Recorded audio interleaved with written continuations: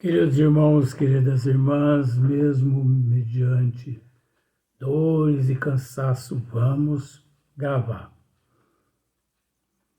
É melhor gravar do que ficar com a cabeça, perturbada. Já em diálogo com vó, agradeço nosso irmão Marcílio, por estar presente, nos auxiliando. Então eles precisam me auxiliar mesmo, porque senão a matéria não aguenta. E não é que eu desafio, não. Mas você sabe, você me conhece, você sabe quando é que eu calo. Eu só vou calar depois que eles destruírem meu corpo físico. Até lá, essa boca não vai calar. Porque essa boca, por muitos, podem estar falando besteira. Mas muito consciente me encontro por estar aqui. Porque essa é a missão que me foi confiada.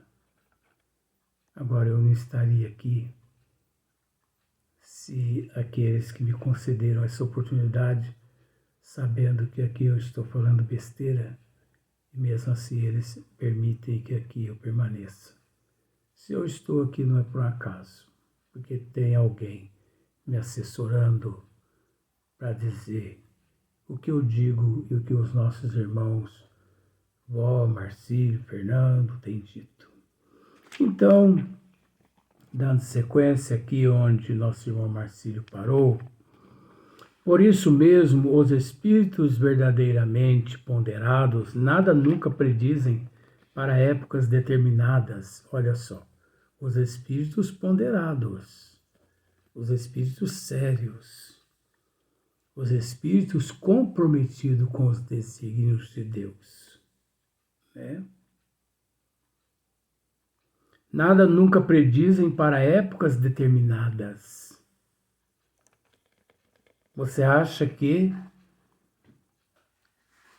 Porque aqui na Terra, por ser um mundo de provas e expiações, nós temos que entender uma coisa. Por que os engenheiros vêm e constroem uma cidade em cima de uma falha geológica das placas tectônicas? Será que aqueles engenheiros não estão em sintonia inconscientemente no corpo físico, mas consciente espiritualmente à noite? Será que eles não estão em sintonia com os arquitetos siderais de que eles devem planejar uma cidade sobre uma deficiência de uma placa tectônica, sabendo os engenheiros siderais que depois de uns 100, 200 anos, ocorrerá ali um choque nas placas tectônicas e um grande terremoto varrerá daquela metrópole milhões de pessoas através do terremoto. Será que as pessoas não conseguem entender que os desígnios de Deus se faz presente à sua natureza? Os tufões, os maremotos, os terremotos, os tsunamis. Os tsunamis, quando ocorrem em alto mar, eles varrem quase todas as cidades litorâneas a um raio imenso. Quantos milhões de pessoas morrem naquele raio do epicentro de uma placa tectônica? Vulcões. Quantos milhões de pessoas já morreram no mundo, vítimas, simbolicamente, de lavas vulcânicas? Vítima o quê? Os arquitetos siderais inspiram aquelas pessoas a construírem cidades nos pés dos vulcões. Como em Pompeia, há 2000 anos atrás, o Vesúvio, quando ele cuspiu fogo e lava vulcânica, matou milhões de pessoas, inclusive naquela época, Públio Lentulus, que hoje nós conhecemos como Emmanuel, ele e toda a tua família se sucumbiram nas lavas do vulcão Vesúvio. Quantas cidades nos Estados Unidos que são construídas na rota de um furacão, de vulcões não, de terremoto, maremoto. Será que essas cidades, essas metrópoles, né, elas são construídas por acaso, ali naquele local? Naquela falha tectônica? Não.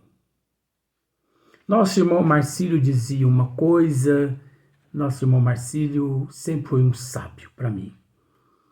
Ele dizia que a providência divina inspirava garimpeiros a procurar ouro e diamante, pedras preciosas em determinados lugares desérticos.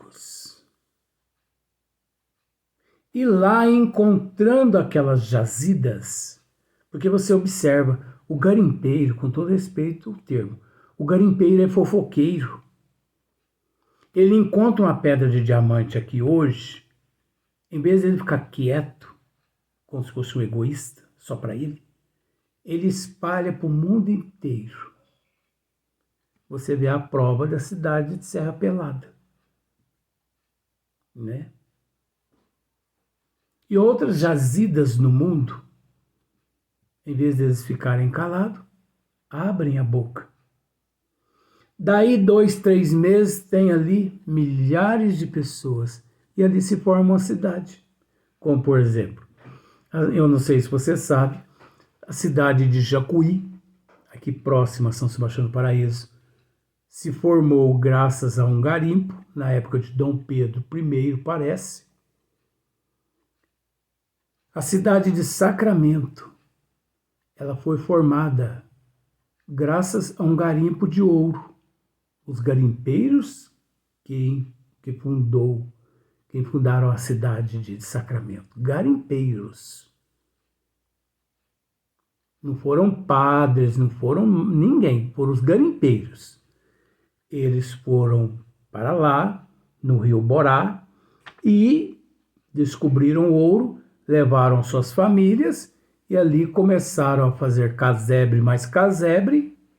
Os coronéis donos daquelas terras tiveram que doar aquelas terras para os padres, liderar, vindo assumir a responsabilidade daquelas terras, que aí daí a pouco passou a comandar todos os garimpeiros. Mas começou graças aos garimpeiros. Cidade de Itaú, aqui próximo de São Sebastião do Paraíso, começou graças a uma jazida de cimento, calcário, cimento. Mas por quê? É o progresso, é providencial. Então, olha só para você ver. Por isso mesmo, os espíritos verdadeiramente ponderados nada nunca predizem para épocas determinadas, limitando-se a prevenir-nos do segmento das coisas que convenham conheçamos. Insistir por obter informações precisas é expor-se às mistificações dos espíritos devianos que predizem tudo o que se queira, sem se preocuparem com a verdade, divertindo-se com os terrores e as decepções que causem. Então, os espíritas verdadeiramente espíritas, eles não se deixam se levar pela mistificação dos espíritos sobre eles. Então, por exemplo, você pode chegar e me perguntar várias coisas. Por exemplo, 10 coisas você me pergunta. Às vezes, por uma questão de bom senso, isso não é enganar. Às vezes eu respondo as 10 coisas, mas as 10 coisas nunca que de acordo com o que você perguntou. Se tem o bom senso. Agora, o médium que não tem bom senso, esse deixa levar pelo mistificador da erraticidade e ali passa 1 milhão de informações que desgraça a vida da outra pessoa. E mesmo assim, tendo a experiência que nós temos, nós ainda nos consideramos ainda obsidiado, subjugado, fascinado, obsessão simples. Agora eu te pergunto uma coisa. Na Terra, reencarnado, no mundo de provas e expiações, quem não é obsidiado? Quem não possui um transtorno? Analise o teu eu. Analise quais os tipos de transtornos você possui. Coloque-os num papel. Pode ter certeza de que se você for sincero com você, você vai anotar mais de 10 tipos de transtorno. E todo transtorno é uma obsessão. Todo transtorno é uma obsessão simples, é uma obsessão fascinação, é uma obsessão subjugação, é uma obsessão possessão. Graus diferentes. Eu tenho o costume de lavar a pia e enxugar a pia e depois jogar álcool e lavar novamente, enxugar. É um toque. Porque eu fecho a porta e depois eu testo de novo para ver se está fechada 3, 4 vezes. Transtorno, obsessão. É uma pessoa obsidiada. Se não obsidiado por um espírito desencarnado, por um ser desencarnado, ele mesmo é o obsessor dele. E nós também podemos nos obsidiar. Então, olha só para você ver. A forma geralmente empregada até agora nas predições faz delas verdadeiros enigmas, nas mais das vezes indecifráveis. Essa forma misteriosa e cabalística de que Nostradamus olha só, essa forma misteriosa e cabalística, olha o termo que Kardec emprega, de que Nostradamus nos oferece o tipo mais completo, lhes dá certo prestígio perante o vulgo, perante o ignorante, que tanto mais valor lhes atribui. Então, perante o ignorante, você pode observar que geralmente os ignorantes de causa e de efeito e dos desígnios de Deus é que dá valor nesses tipos de predições, de previsões, que tanto mais valor lhes atribui, quanto mais incompreensíveis se mostrem. quanto mais incompreensíveis se mostrem, mais valor a pessoa dá àquilo que não presta. Porque não tem conhecimento. Pela sua ambiguidade, elas se prestam a interpretações muito diferentes. Olha só Kardec falando de Nostradamus. Eu sempre bati nessa tecla, mas Kardec falando é outra coisa, né? Elas se prestam a interpretações muito diferentes, de tal sorte que, conforme o sentido que se atribua a certas palavras alegóricas ou convencionais, conforme a maneira por que se efetue o cálculo, singularmente complicado, das datas e com um pouco de boa vontade, nela se encontra quase tudo o que se queira. Tá vendo? Nelas se encontram quase tudo que se queira. As pessoas gostam de ouvir aquilo que elas querem ouvir. Então, nesse processo cabalístico, né, nesse processo todo de mistificação, elas encontram tudo aquilo que lhes satisfazem, né? Seja como for, não se pode deixar de convir em que algumas apresentam caráter sério e confundem pela sua veracidade. É provável que a forma velada tenha tido em certo tempo sua razão de ser e mesmo sua necessidade. É interessante que muitas pessoas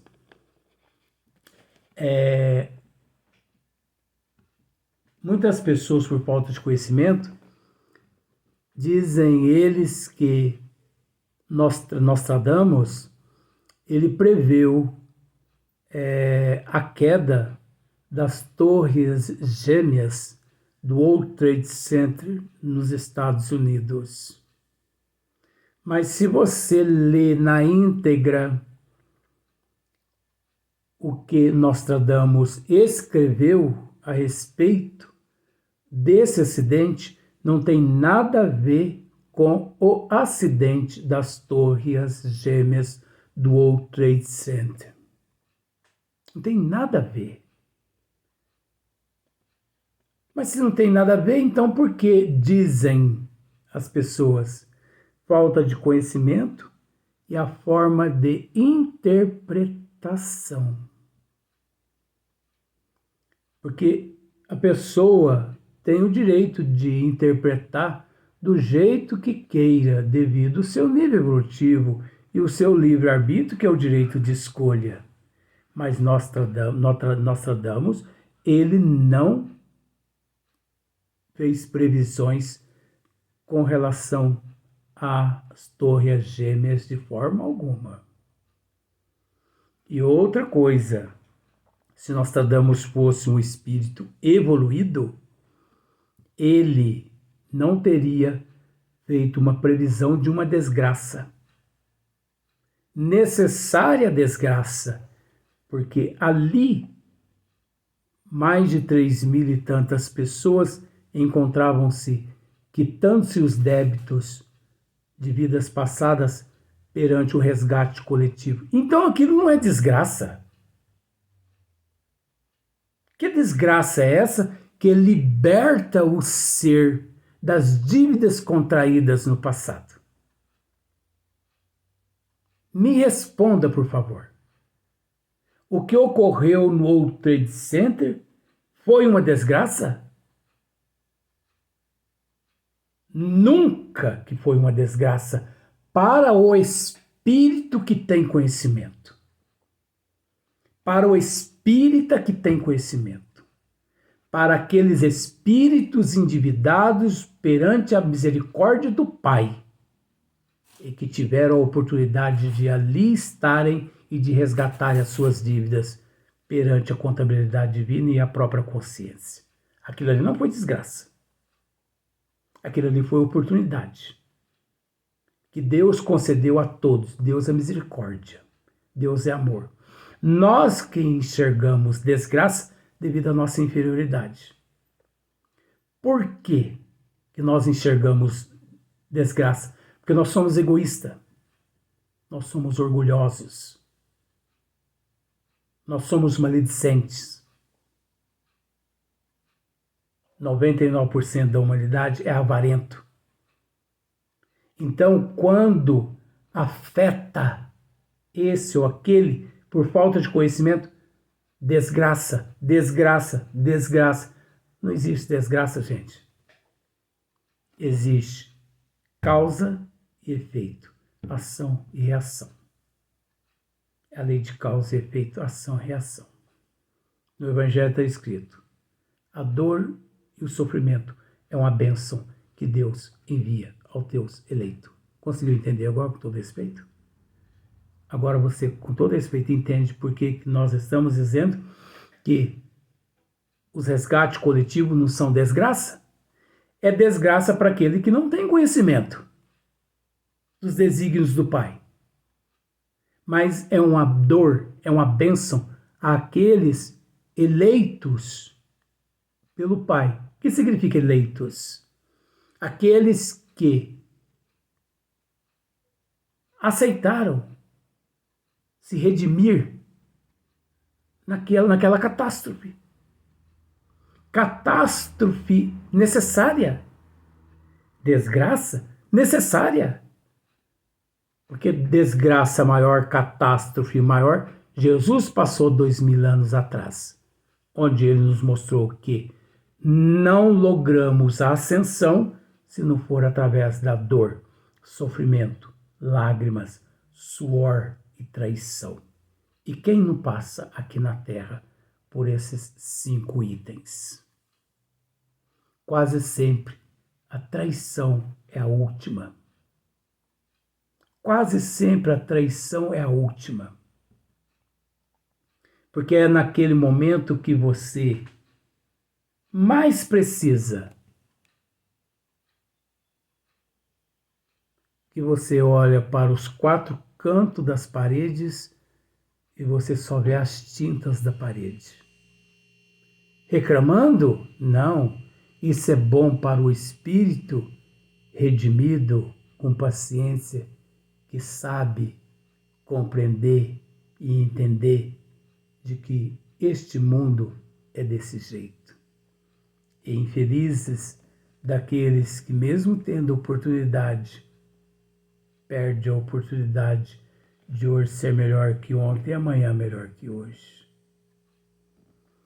Hoje as circunstâncias são outras.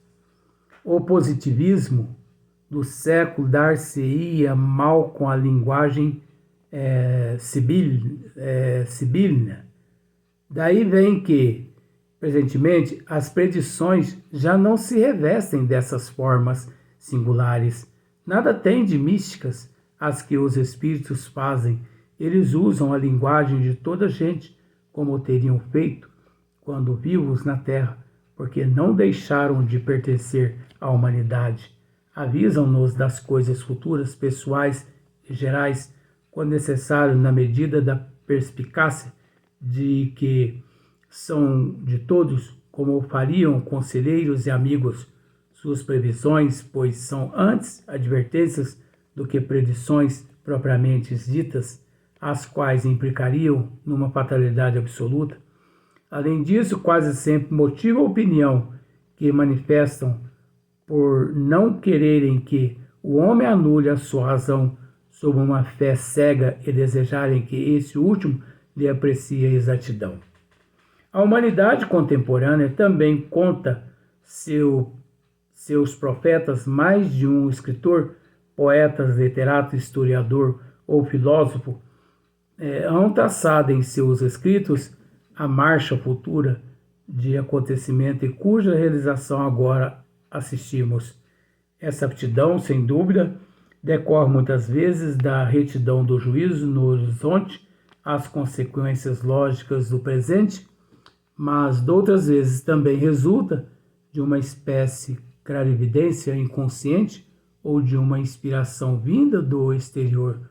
O que tais homens fizeram quando vivos, podem com razão mais forte e mais exatidão fazer no estado de espírito livre, quando não têm a visão espiritual obscurecida pela matéria. Então, nós percebemos aqui que Kardec nos consola e nos conforta, nos esclarecendo que tudo não passa-se de um processo natural na evolução do ser. Aqueles que mais evoluído alcança-se um grau mais elevado, aqueles que menos evoluído, um grau mais inferior. Mas que aqueles bons espíritos, eles não infringem as leis de Deus e respeitam o livre-arbítrio da humanidade, porque cada qual é responsável pelos teus atos, pelas tuas atitudes e pelos teus comportamentos. E que, na atualidade, já não se adere, já não se aceita tanto previsões, até porque essas previsões, até antes do conhecimento dos desígnios das leis de Deus, a humanidade as tinha como fenômenos paranormais. Depois da codificação dos espíritos, ficou bem entendido, bem compreendido e esclarecido de que tudo não passa-se de fenômenos naturais, que faz parte das leis do Criador, onde todos nós nos encontramos inseridos. Por isso, encerramos esse tema.